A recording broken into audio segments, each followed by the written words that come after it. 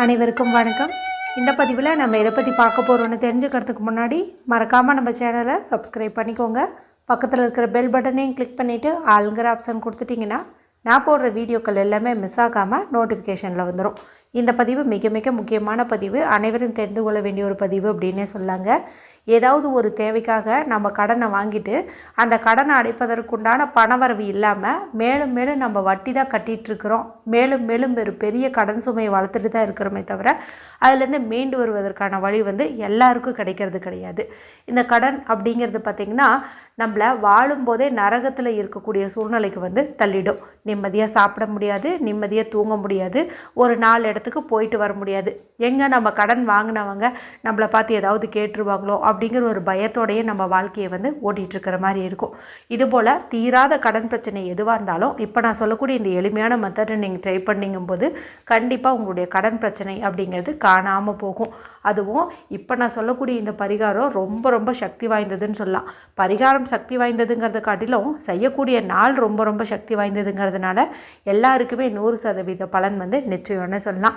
இந்த ஒரு பரிகாரத்தை செய்யறதுக்கு எந்த ஒரு ரூல்ஸ் அண்ட் ரெஸ்ட்ரிக்ஷன்ஸும் கிடையாது. ஆண்கள் பெண்கள் யார் வேணுமானாலும் செய்யலாம். பீரியட்ஸ் டைம்லேயும் பெண்கள் செய்யலாம், பிறப்பிறப்பு தீட்டு இருந்தாலும் செய்யலாம், வீட்டில் அசைவம் செஞ்சுருந்தீங்க சாப்பிட்டுருந்தீங்கனாலும் செய்யலாம். சரி, அது என்ன பரிகாரம், எந்த நாளில் செய்யணும், எந்த நேரத்தில் செய்யணுங்கிறத தெரிஞ்சுக்கலாம். நாளை டிசம்பர் மாதத்தின் 2ஆம் தேதி, கார்த்திகை மாதத்தின் 16ஆம் தேதி நிறைஞ்ச செவ்வாய்க்கிழமை. செவ்வாய்க்கிழமைங்கிறது முருகப்பெருமான் வழிபாட்டுக்கும் அவங்கள அதிபதியாக கொண்ட செவ்வாய் பகவான் வழிபாட்டுக்கும் ஏற்றதொரு நாளாகவே கருதப்படுது. இந்த நாளை மேலும் விசேஷம் சேர்க்கும் விதமாக நமக்கு மகாபரணி தீபமும் இந்த நாளில் இருக்குது.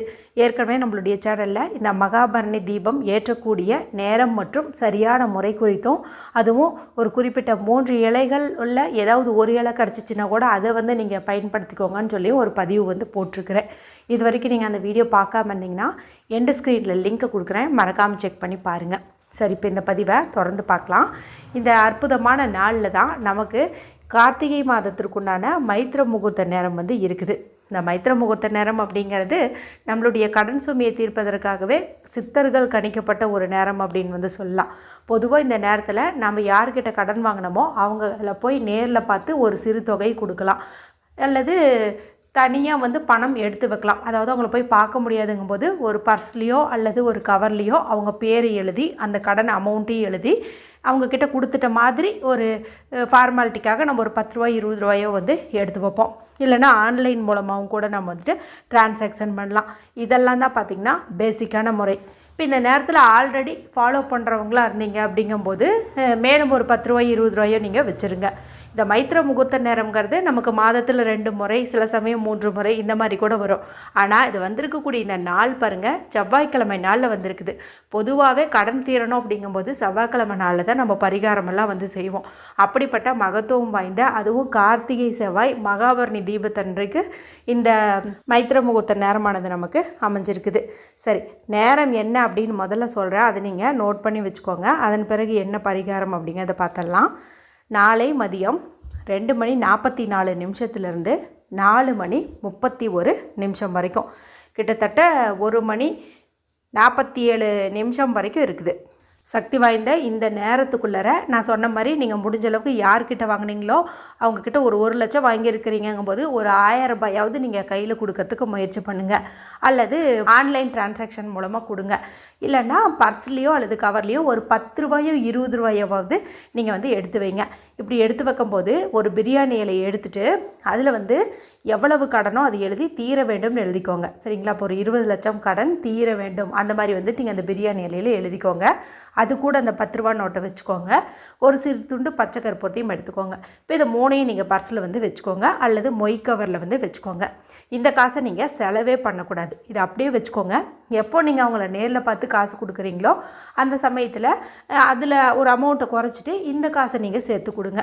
இப்படி செய்வதன் மூலமாக நமக்கு பண வரவு அதிகரித்து சீக்கிரமாகவே அவங்கக்கிட்ட வாங்கின கடனை திருப்பி கொடுக்கும் அளவுக்கு நல்ல ஒரு முன்னேற்றம் தெரியும். நம்மளுடைய சப்ஸ்கிரைபர்ஸே நிறைய பேர் இந்த டைமிங்கை ஃபாலோ பண்ணி நல்ல ரிசல்ட்டு கிடச்சிருக்கிறதா ஃபீட்பேக்கெலாம் கொடுத்துருக்குறாங்க.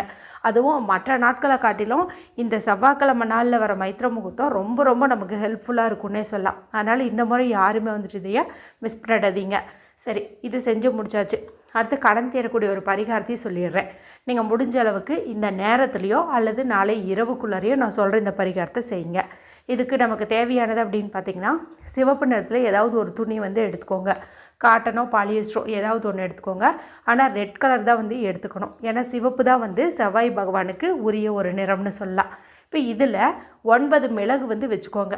வீட்டில் பயன்படுத்திகிட்டு இருக்கிற மிளகையே எடுத்துக்கலாம். கருமிளகு இதை 9 எண்ணிக்கையில் வச்சுக்கோங்க.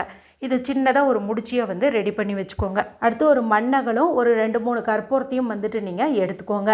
இப்போது உங்கள் பேரில் தான் கடன் இருக்குது அப்படிங்கும்போது உங்களுடைய இடது கையில் இந்த முடிச்சியை வச்சுட்டு உங்களுடைய தலையை இடதுபுறம் இருந்து வலதுபுறம் 9 முறை, வலதுபுறம் இருந்து இடதுபுறம் 9 முறை, மேலேருந்து கீழே 9 முறை இந்த மாதிரி வந்துட்டு நீங்கள் சுற்றிக்கணும். உங்கள் கணவர் பேரில் தான் கடன் இருக்குதுங்கும்போது அவருக்கு நீங்களே சுற்றி போடலாம், அல்லது அவர்கிட்டயே கொடுத்துருங்க. அவரே வந்து அவருடைய இடது கையில் வச்சுட்டு இதே மாதிரி வந்துட்டு சுற்றிக்கிட்டோம்.